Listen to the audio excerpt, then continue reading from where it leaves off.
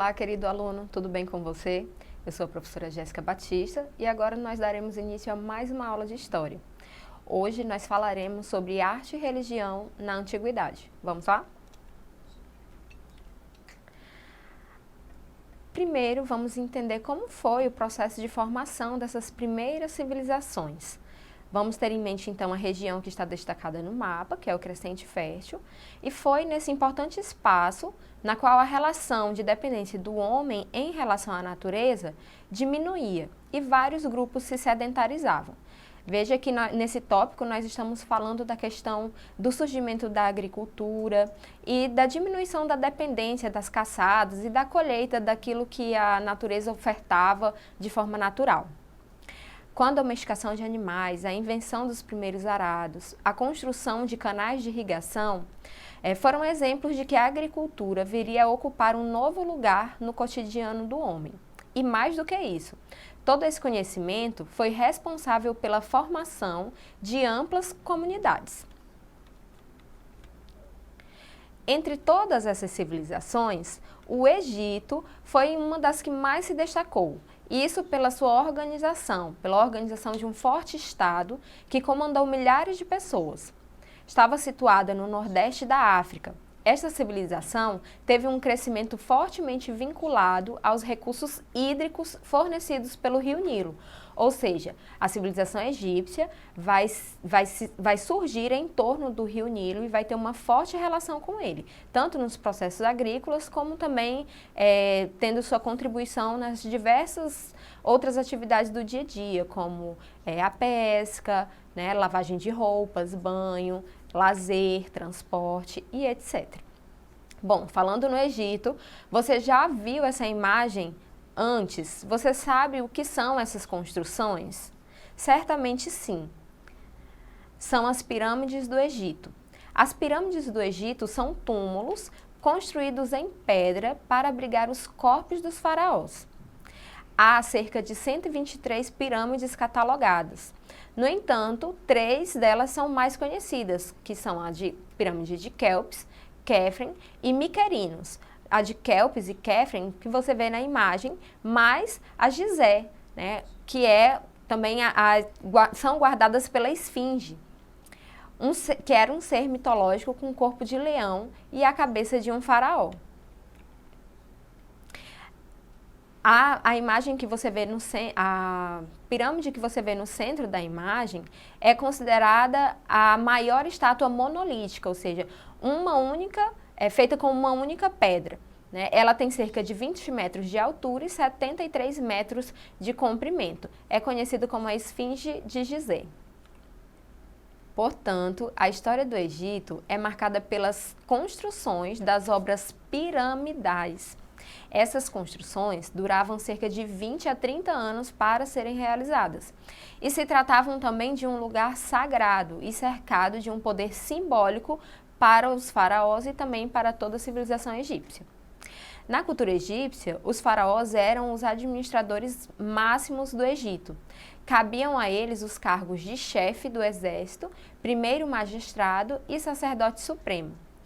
Por sua vez, os faraós acreditavam ser uma espécie de divindade escolhida para serem mediadores entre deuses e humanos. Eles eram considerados as personificações de deuses, ou seja, um verdadeiro deus na terra.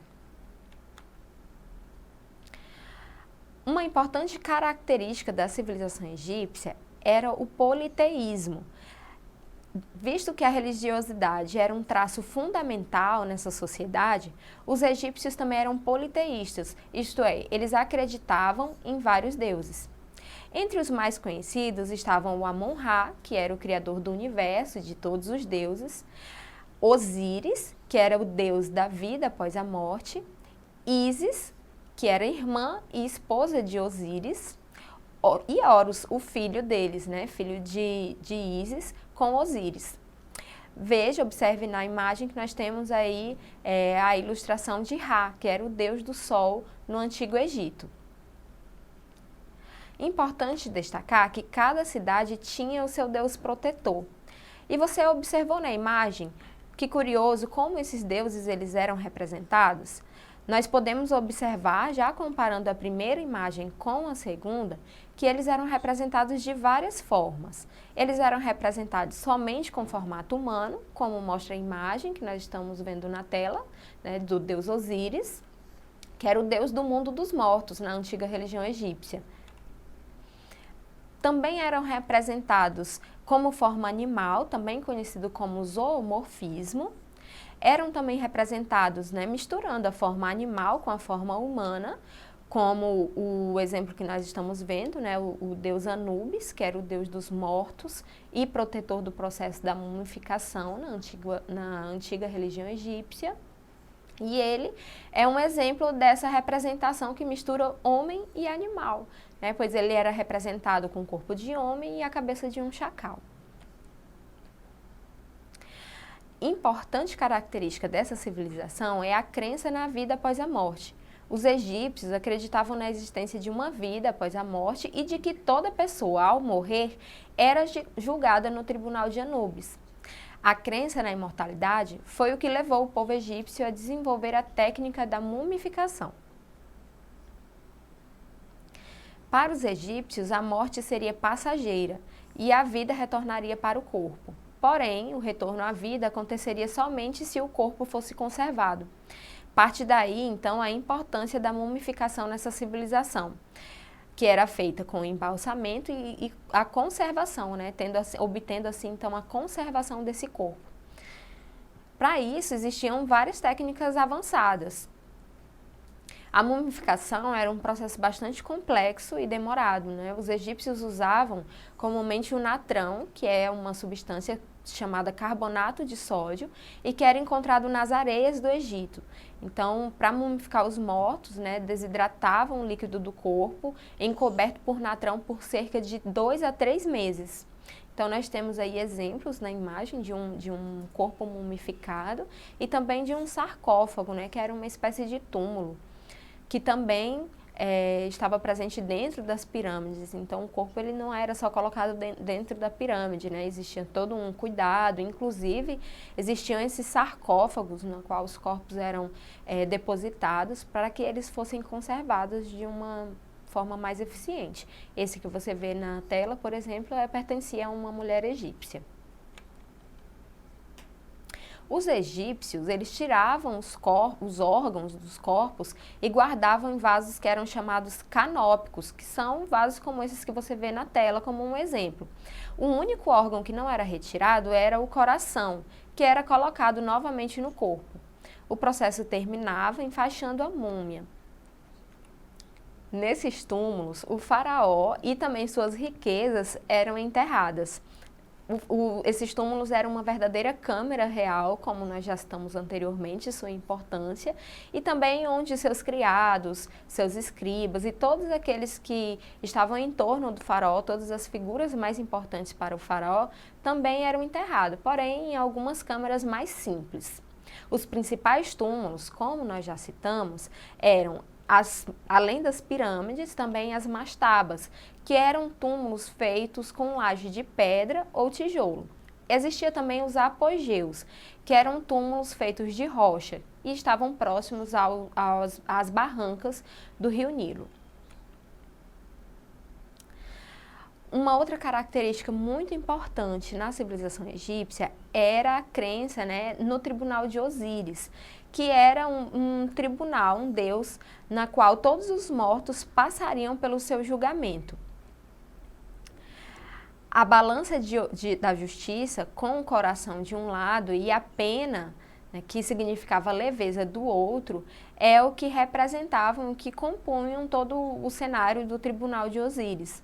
O deus Anubis era aquele responsável por regular a balança, o deus Tote era o responsável por fazer os registros desse momento e a deusa Hamimet, que era aquela que aguardava o veredicto, né? E ela era conhecida como uma devoradora de almas. Então, esse era o conhecido Tribunal de Osíris, pelo qual todas as almas passariam pelo seu julgamento final. Para os egípcios, o Tribunal de Osíris era levado muito a sério. Tanto é que existia ainda nessa cultura o conhecido livro dos mortos, que ele era usado, né, para enganar a balança da justiça.